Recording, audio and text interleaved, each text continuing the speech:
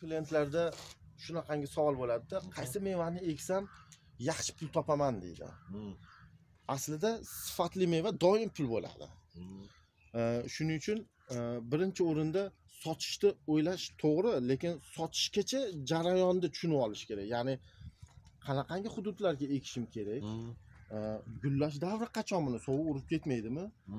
Nima agro tadbirlar qilsam men sifatli meva olalaman? Chunki sifatli mevaga yetib borgungacha qilinish kerak bo'lgan ishlar bor.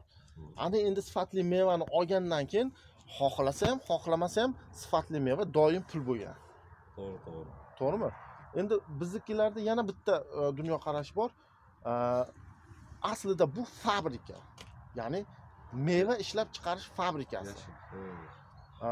Misol uchun qanaqadir оборудование qo'ysa, bitta pachimligi buzilib qolsa ham stanogga to'xtaydi, tez borib olib kelib qo'yib mahsulotni chiqarmoqchi bo'ladi. Bunda ham agro tadbirlarni vaqtida qilish kerak.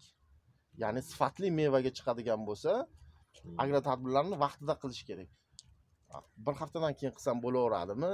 Bunaqangi imkoni bormi? Deyish noto'g'ri. Sen ertaga bundan bu ochiq fabrikada, ya'ni yopiq emas.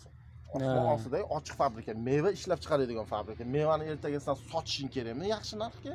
Demak, sifatli meva chiqarishing kerak. Sifatli meva chiqarishni nima qilish kerak? Turklar bitta yaxshi gapi bor. Bog' uchun eng yaxshi qaror u bog' egasini shu bog'da oyoq izlari deydi, ya'ni tarkibga olmak. Har kun aylanib turish. Agronomlar shunda bugun xo'jayin keladi, aylanadi deydi. Kecha men uni olib qo'ydiganida shuni olmadim. Meni sug'arib qo'ydiganida hozir ko'rsa sug'armabsan deydi.